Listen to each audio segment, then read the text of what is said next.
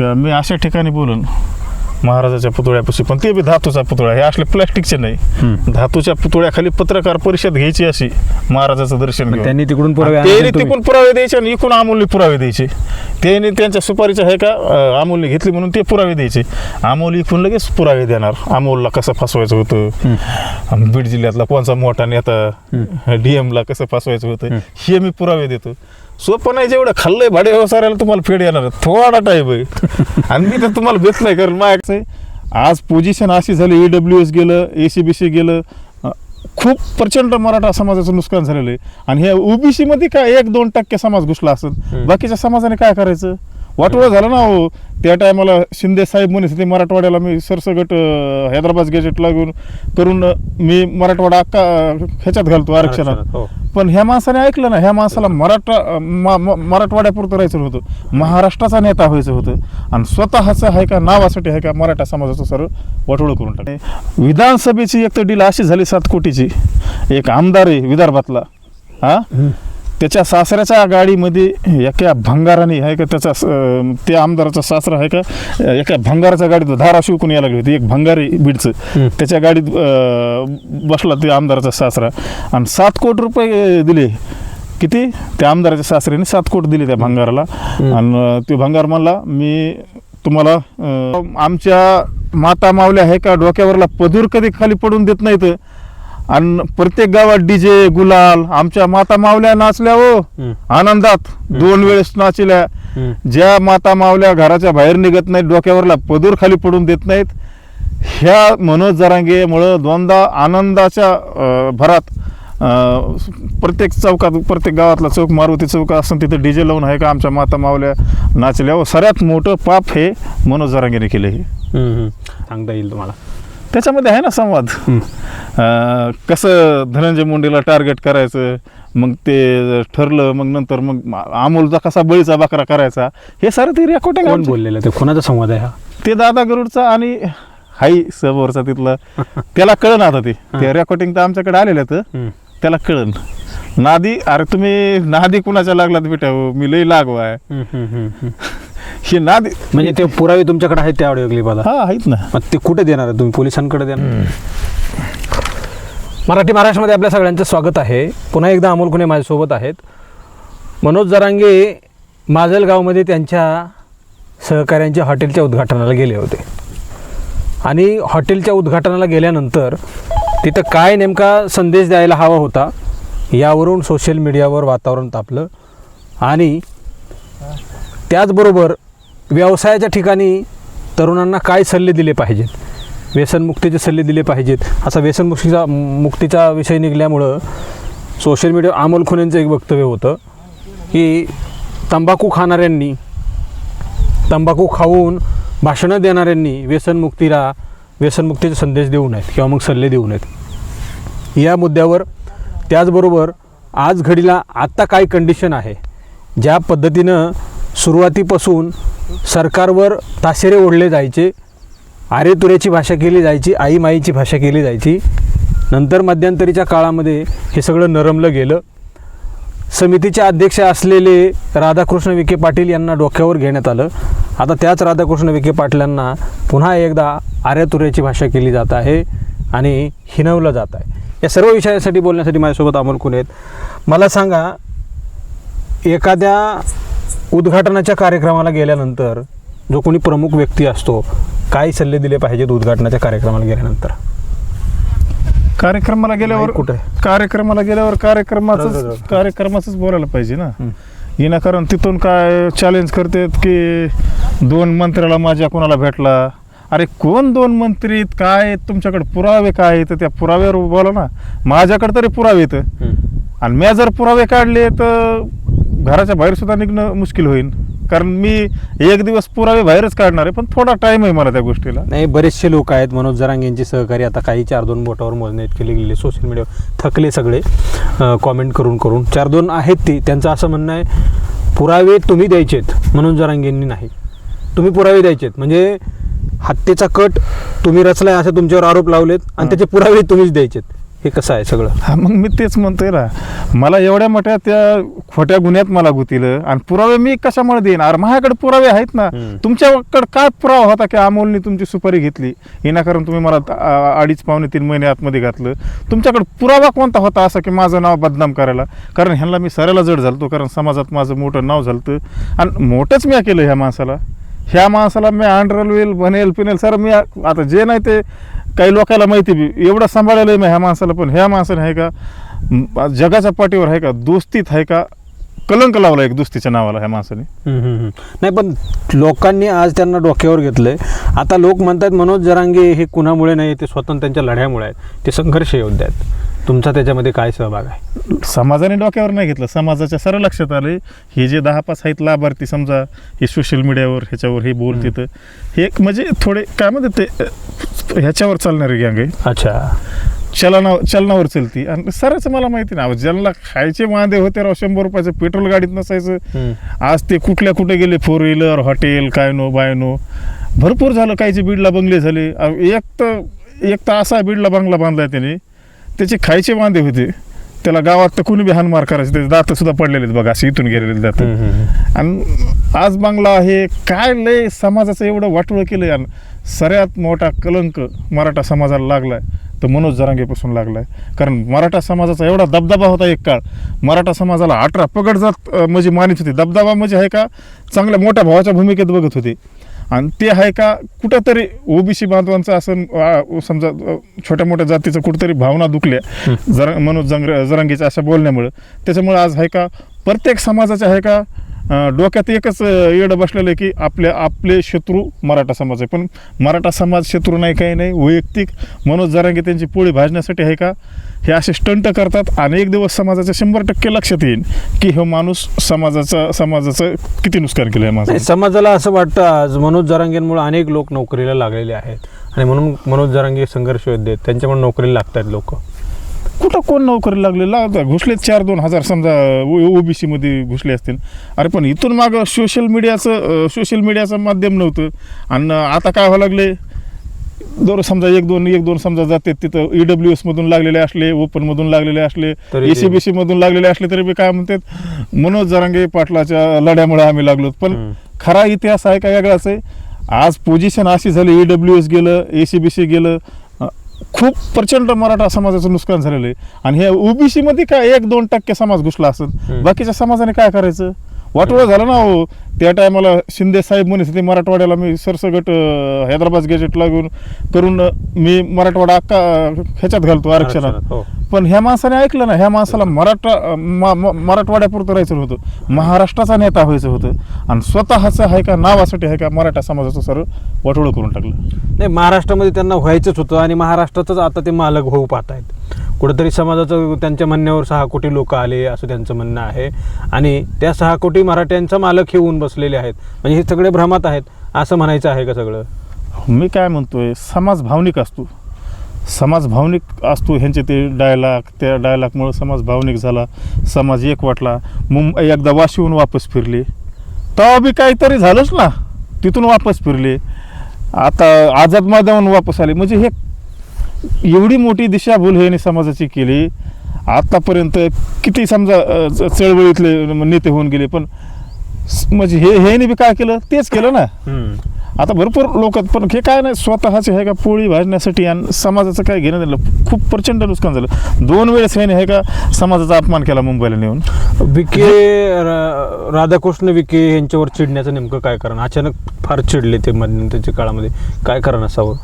आता विखे पाटील आंतरवालीला जर आले तर 2-2 तास ह्यांच्या त्या पांडुरंग तारकच्या बंगल्यामध्ये त्या रूममध्ये ह्यांच्या बैठकी असायच्या, दोघंच चर्चा करायचे. मग आता असं काय झालं की विखे पाटलाचं ह्यांचं एकदम खटकलं. इथून मागं तर चांगलं होतं ना, पण ह्यांना असं काय झालं, ह्यांचे टेंडर कॅन्सल झाले का काय ते मला वाटते. आता विदुर पाटील बी बोलले होते बरेच काय 900 कोटी रुपयांचे टेंडर रद्द झालेलं आहे. 900 का 1000 कोटीचं टेंडर. आणि पुन्हा ते संभाजीनगरला बी कन्नड तालुक्यात का काय कुठं होतं. आणि एका डोमकावळ्याचं आहे बघा, त्याला आंबेगावला आहे, त्याचं सुद्धा 30 कोटीचं काय आहे. म्हणजे मनोज जरांगेंनी विखे पाटलांवर जे काही प्रहार केला, आरेतुऱ्यांच्या भाषेमध्ये समाजाचा वाटत होता असा तसा, म्हणजे टाकून बोलले की तेच कारण आहे, त्यांच्या वतीनं दिलेल्या त्यांच्या हस्तकांना दिलेले टेंडर हे रद्द झालेत. तेच कारण आहे. कारण काय माहिती आहे का, एवढले टेंडरचं हजार आणि 500 कोटीचे जर टेंडर हे घेतात आरक्षण, म्हणजे हैदराबाद गॅजेट काय फक्त काय टेंडर पुरतंच होतं का? जो समाज तुम्ही एवढा मोठा समाज, आमचा भावनिक समाज आहे मराठा समाज, एवढा समाज तुम्ही मुंबईला नेला, जिंकलो रे बाबा हो राजा हो तुमच्या भरवशावर. काय डायलॉग खाल्ला राव तो डायलॉग पांचट झाला ना. आज सारे लोक गावाकडे आले राव, आमच्या माता मावल्या आहे का डोक्यावरला पदूर कधी खाली पडून देत नाहीत, आणि प्रत्येक गावात डीजे गुलाल, आमच्या माता मावल्या नाचल्या हो आनंदात, 2 वेळेस नाचल्या. ज्या माता मावल्या घराच्या बाहेर निघत नाहीत, डोक्यावरला पदूर खाली पडून देत नाहीत, ह्या मनोज जरांगेमुळं 2दा आनंदाच्या भरात प्रत्येक चौकात, प्रत्येक गावातला चौक, मारुती चौक असं तिथं डीजे लावून आहे का आमच्या माता मावल्या नाचल्या. सर्वात मोठं पाप हे मनोज जरांगेने केलं. हे नाही, मला सुरुवातीला तोच प्रश्न विचारायचा होता की एखाद्या व्यवसायाच्या उद्घाटनाला गेल्यानंतर तुम्ही सल्ले काय दिले पाहिजेत तिथून, आणि तिथून भाषणामधून तरुणांना काय आव्हान केलं पाहिजे?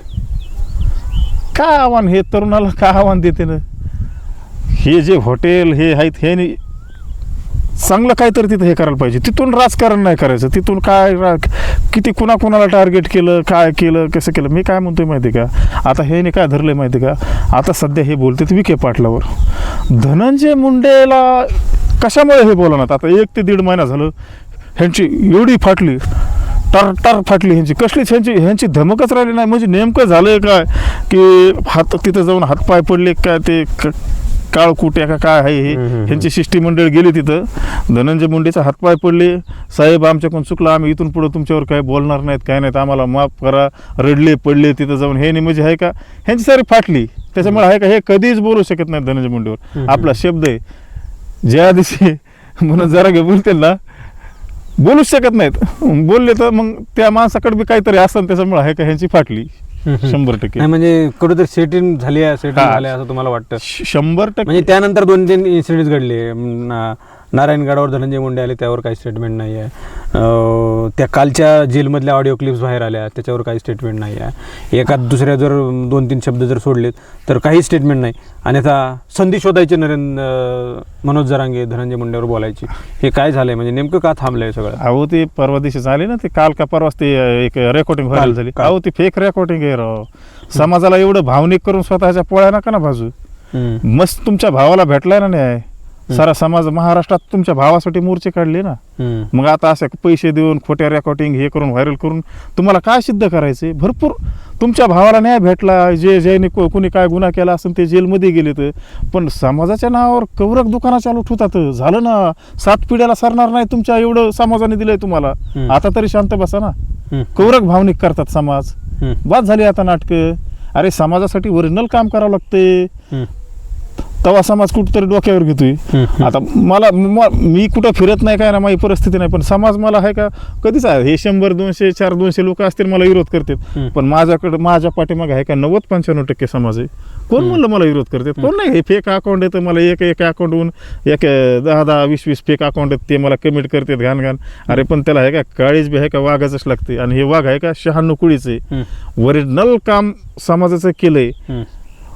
समजा एखाद्या माता माऊलीवर जर कुठं अन्याय झाला तर तिथं कोणत्या बी समाजाचे असू, मग ते 18 पगड जातीचे कोणचे बी असू, छत्रपती शिवाजी महाराजांनी रांजाच्या पाटलाचं चौरंग केलता. मग आम्ही बी तेच केलं ना. कोपरेडीच्या आरोपीला आम्ही तिथं मारायला गेलो होतो, पण हे जरांगे मनोजराव पळून आले ना तिथून. अरे त्याला धमक लागते, काळीज लागते, आणि 96 कोणी मराठाच लागतो त्याला करायला. तोडले आरोपी तिथं कोर्टात, छाती ठोकून सांगतात ना. अनेक बी 3 वर्ष शिक्षा राहिली ना काढायची, 2 वर्ष काढली ना. आणि अनेक बी मी सांगतो, माझ्या महाराष्ट्रातल्या माता माऊलीच्या आहे का कुणाच्या बी जर केसाला धक्का लागला, मी तर काय एकटा पुरू शकत नाही सरीकडे, हे कायद्याचं राज्य. पण तशा नारा धामाला आहे का ठेचो मारा, म्हणजे माझं एक आव्हान आहे महाराष्ट्रातल्या तरुण पिढीला. मागच्या काळामध्ये जे आरोप झाले तुमच्यावर की हत्येचा कट रचला, हे कुठपर्यंत आले? तुमच्या एकाही आव्हानाला मनोज जरांगेंकडून काही प्रतिसाद नाही, नेमकं काय आहे? त्याला धमक लागते, धमक. आणि ती धमक माझ्यातच आहे, त्यांच्यात धमक नाही. त्यांना मस्त समाजाने लय उंचीवर नेलं, पण ते आहे का समाजाला लागलेला आहे का हे एक कलंक आहे. मनोज जरांगे म्हणजे आहे का समाजाला लागलेला एक कलंक आहे.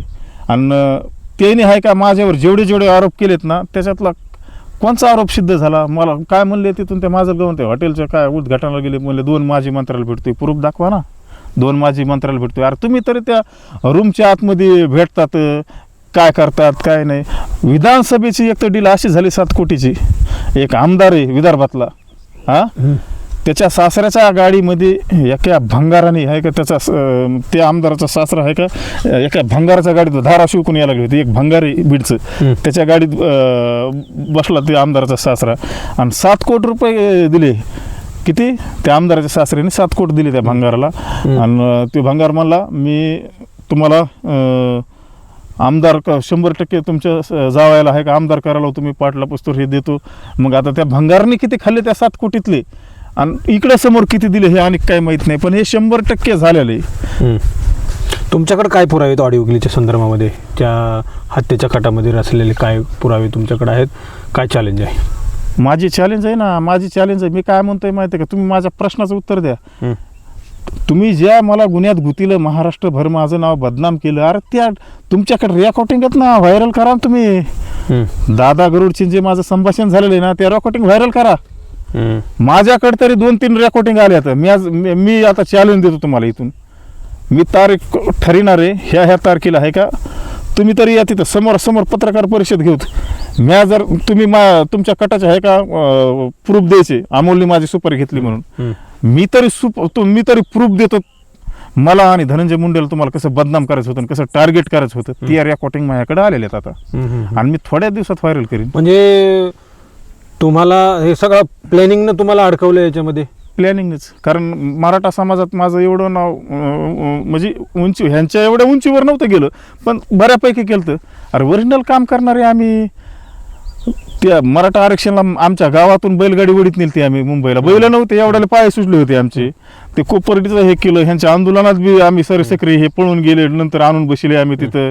आणि ते गोळीचं एक मी सांगतो तुम्हाला, जी गोळी दाखवतात ना ती एवढी लांब, तिथं ती गोळी आहे का पोलिसाला अधिकार आहे का गोळ्या झाडायचा? तिथं गोळ्या कोणत्या झाडलेल्या आहेत माहिती आहे का? रबराच्या गोळ्या झाडलेल्या आहेत. मग ती गोळी हे आंदोलन चिकदळाच्या अगोदर, हे लाठीचार्ज व्हायच्या अगोदर ती गोळी महिना 2 महिन्यापासून ह्यांच्याकडे आली कुठून आणि दिली कुणी?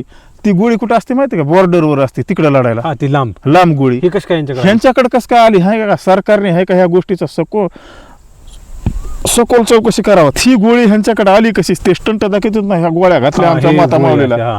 आता पस्तवर एवढे आंदोलन हे झाले तर प्रत्येक जागेवर काय अश्रू ते काय म्हणते धुराच्या नळकंड्या आणि प्लास्टिकच्या गोळ्या झाडतात. मग ती गोळी आली कशी आणि हे स्टंट कसा केला आणि त्या गोळीच्या नावावर समाज कसा भावनिक केला ह्याचा आहे का सरकारने तपास लावा. म्हणजे ते गोळी कोणाकडे? त्यांच्याकडे बंदूक आहे असं तुम्हाला म्हणायचं? त्यांच्याकडे असेल ती, त्यांच्याकडे असू शकते कुणाकडे. ती पोलिसाची गोळी नाही, ती ह्यांचीच कुणाकडे तरी. असं काय माहिती त्या गोळीबद्दल? मला माहिती ना त्या गोळीबद्दल, कारण महिना 2 महिन्यापासून अगोदर 2-3 जणांपाशी होती ती खिशात ती गोळी. ठरूनच होतं काय झालं की मग ही गोळी दाखवायची आपल्याला नंतर. हे ठरूनच होतं. हे लय पिक्चर उद्या थोडा टाइम आहे, पण ज्या टायमाला SIT आणि नार्को टेस्ट हे लागेल ना ह्यांच्या ह्या लाभार्थ्या टोळीवर, हे सारे भडवे खडी फोडायला जाणार. थोडा टाइम आहे, ह्यांना सुट्टी नाही. आणि ह्यानी फक्त अमोलच्या नादी लागत. अरे बाबा हो, तुम्ही पैशाने मोठेत, पण आहे का हे वाघ आहे का? ह्यानी काळजाने मोठा. ह्यानी माझ्या सांग कुठं खेटावत. तुम्हाला माझी चॅलेंज आहे, तुमच्याकडे काय पैसे आहेत आणि काय नाही, आणि चॅलेंज लावा अमोलला हरवायची. तुम्हाला अमोल हरत नाही. पुरावे कसले? ते ऑडिओ क्लिप नेमकं काय? त्यामध्ये काय संवाद आहे? काय सांगता येईल तुम्हाला? त्याच्यामध्ये आहे ना संवाद. कसं धनंजय मुंडेला टार्गेट करायचं, मग ते ठरलं. मग नंतर मग अमोलचा कसा बळीचा बकरा करायचा, हे सारं ते रेकॉर्डिंग. कोण बोललेलं? ते कोणाचा संवाद आहे हा? ते दादा गरुडचा आणि हाई समोरचा तिथलं. त्याला कळन आता ते रेकॉर्डिंग तर आमच्याकडे आलेलं तर त्याला कळन. नादी, अरे तुम्ही नादी कुणाच्या लागलात बेटा? मी लई लागवाय हे नादी. म्हणजे ते पुरावे तुमच्याकडे आहेत त्या ऑडिओ क्लिपाला? हा आहेत ना. मग ते कुठे देणार आहे तुम्ही? पोलिसांकडे देणार आहेत? कुठे चॅलेंज आहे? पोलिसांकडे नाही, आपण डायरेक्ट. मी काय म्हणतो समोरासमोर बसा. मनोज जरांगे आहेत त्या? नाही, ते पुरावे आमच्याकडे आलेत. आम्ही योग्य वेळेला बघूत काय करायचं. तर समोरासमोर बसवा. ते नाही, अमोलने माझी सुपारी घेतली. त्यांच्याकडे जेवढ्या रेकॉर्डिंग आहेत ना, एक तर घटलेत ते कुठं माहिती का? एक तर पोलिसाला सारा रेकॉर्डिंग द्यायला पाहिजे होत्या ना, माझ्या बी केलेल्या. हे दादा गुरुंनी ह्याला ज्या दिलेल्या त्या बी रेकॉर्डिंग साऱ्या पोलिसाला द्यायला पाहिजे होत्या ना. हे फक्त दिल्या कांच्या माहिती का मोजक्या 1-2 आणि त्या रेकॉर्डिंग मध्ये काय सिद्ध आहे तुमच्या सुपारीचं कुठे तुमच्याच प्रूफचं बोलतो ना आम्ही तुमच्याच प्रूफचं बोलत होतो. म्हणजे तुमची मनोज जरांगेंची हत्येची कटाची सुपारी वगैरे काही घेतलेली नाही, हे सगळं प्लॅनिंगनं रचवलं आहे अगोदर. तुम्हाला कसं अडकवायचं हे या संदर्भात पुरावे तुमच्याकडं?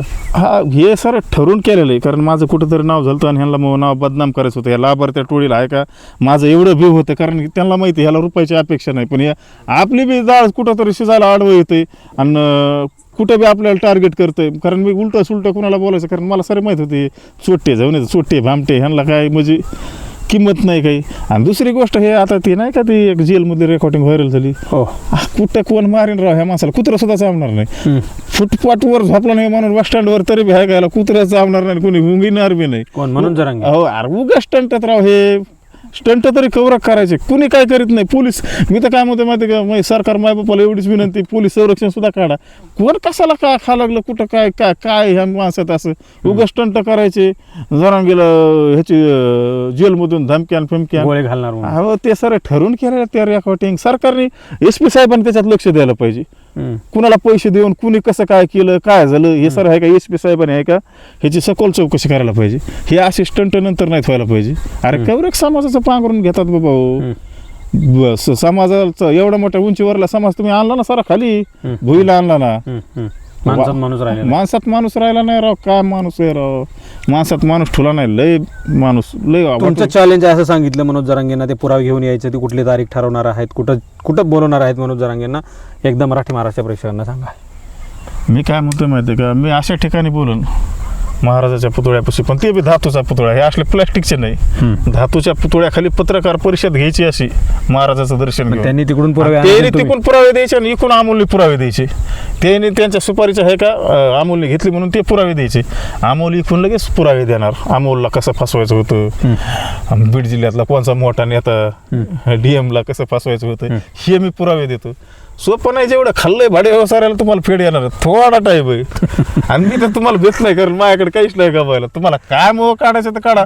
मला तर अशा कमेंट आले काय कायचे की सागवानाचं घर शेतात बांधा लागलं. अरे माझा काय संबंध आहे बेटा ते 7-12 कुणाच्या नावावर आहे घर कुणाचं आहे बघा ना. ते माझ्या भावाचं घर आहे माझ्या घरावरले पत्र सडलेत राहा ते मला टाकलं व्हायला. तर आता माझा भाऊ हाही पैशावालाच आहे ते 10 वर्ष 5 वर्ष झालं ग्रामपंचायतचा सरकारभार बघतोय छोटे मोठे कामं करतोय निर्व्यसनी आहे ना त्याच्याकडे 10-20 लाख रुपये म्हणणार एवढा बी गरीब नाही ना. रेशीमची शेती हे सर त्याचं व्यवस्थित आहे फक्त मी नागाड झालेलो आहे. जरांगेच्या नादाचे पैसे आहेत असे कुठून वडभरून घेतलेले कुठून वरबडून घेतले नाहीत. ह्यांच्यासारखं समाजाच्या टूळ लोणी नाही ह्याचं खाल्लं टाळूवरलं लोणी नाही खाल्लं भडव्या हो. तुम्ही आहे का एक दिवस उघडेच पडणार होतं तुम्हाला मग शब्द आहे. निसर्ग कुणाला सोडित नाही आणि तुम्ही 100% त्या भावऱ्यात गुंतलेलात मनोज जरांगे सहित सारे गुंतलेले तर सुट्टी नाही ह्यांना. तुम्हाला सांगितलं पाहिजे की सुरुवात मनोज जरांगेंनी केली होती आणि शेवट अमोल खुने करणार आहेत. म्हणजे त्यांनी सांगितलं मी चॅलेंज देत आहे तिकडून मनोज जरांगेंनी पुरावे आणायचे मी हत्येचा कट रचलाय म्हणून आणि मी कसा हत्येचा कट रचला नाही आणि माझ्यावर कशा प्रकारचं षडयंत्र रचण्यात आलं हे पुरावे मी घेऊन येतो. खरं तर ही महाराष्ट्रासाठी सगळ्यात मोठी गोष्ट आहे. ही मुलाखत जरी छोटी असली तर शेतावर बसून किंवा मग शेतात बसून करण्यात आलेली असली तरी कुठल्या एखाद्या सॅटेलाईटच्या आणि मेनस्ट्रीम मीडियातल्या चॅनलवरची नाही आहे. खरं तर ही मुलाखत मेनस्ट्रीम मीडियाच्या चॅनलवाल्यांनी घ्यायला हवी मात्र त्यांच्यामध्ये तेवढी धमक नाही. माफ करा आज एक पत्रकार म्हणून पत्रकारांना अशा प्रकारची भाषा वापरावी लागत आहे. अमोल खुनेंची मुलाखत घ्यायची कुठल्याच मेनस्ट्रीम मीडियामध्ये धमक नाही असं मी वैयक्तिक पत्रकार म्हणून समजतो. आणि हा विषय केवळ एखाद्या कुठल्या अमोल खुनेंचा नाही आहे. हा प्रश्न महाराष्ट्राचा आहे. महाराष्ट्रामध्ये ज्या पद्धतीने एका माणसाला पुढे करून त्याच्या जीवाला धोका आहे आणि त्याची हत्या करण्यात येणार आहे असं म्हणत महाराष्ट्राला पुन्हा अस्थिर करण्याचं जो काही षडयंत्र रचण्यात आलं ते षडयंत्र स्वतः मनोज जरांगे यांच्या सहकार्याने त्यांनी मिळून हे रचलेलं आहे. अशी सगळी सध्याची परिस्थिती आहे आणि कुठेतरी पोलीस प्रशासन गृह विभाग राज्यातले राज्यकर्ते हे त्यांना सपोर्ट करण्यासाठी पुढे येतात. एक शेवटचा प्रश्न राहिला लक्षात आला म्हणून मनोज जरांगे यांच्या जीवाला धोका आहे असं म्हणणाऱ्या अनेक आमदारांनी पत्र दिले की त्यांच्या जीवाला धोका आहे आणि ती चौकशी करण्यात यावी. त्या आमदारांना आता काही सांगायचं आहे? माझं एकच आव्हान आहे ते आमदार खासदारांना तुम्ही तालुक्याचे जिल्ह्याचे लोकप्रतिनिधी समजा तुमच्याकडं गोरगरीब समाज कोणत्या भावनेने बघतो. आणि तुम्ही एका अमोल खुनेचा बळी देण्यासाठी काहीतरी मी लिस्ट काढली 50 का 60 आमदार खासदार आहेत की अमोलला कठोरातली कठोर शिक्षा व्हावात, काय फाशी व्हावात म्हणून असं काहीतरी कलेक्टर ऑफिसला निवेदन दिले. पण माझी त्या आमदार खासदाराला एवढीच विनंती, बाबा हो, मी तुमच्या भावासारखा असेल, कुणाच्या मुलासारखा असेल, तुम्ही आहे का एवढंच करा की मनोज जरांगेला ते प्रश्न विचारा. आता तर असं फडणवीस साहेबाला पत्र द्या तुम्ही, अमोल खुनेच्या ह्या कटामध्ये आहे का मनोज जरांगेची आणि अमोल खुनेची नार्को टेस्ट होण्यात यावी दोघांची बी, आणि महाराष्ट्राला कळून द्या ना. विनाकारण माझ्यावर का म्हणून डाग लावतात. अरे समाजासाठी मी बी भरपूर केलेलं ना. माझी कळकळीची विनंती त्या आमदार खासदाराला, त्याने आहे का फडणवीस साहेबाला लेखी पत्र द्या, जेवढ्याने मला शिक्षा लागण्यासाठी फाशी होण्यासाठी हे दिलं ना कलेक्टर ऑफिसला निवेदन, तेवढे आमदार खासदाराला माझी कळकळून विनंती, महाराष्ट्राचे मुख्यमंत्री देवेंद्र फडणवीस साहेब ह्यांना तुम्ही आहे का ते पत्र द्या की ह्या गुन्ह्यात आहे का दोघांची बी नार्को टेस्ट आणि SIT चौकशी लावण्यात यावी.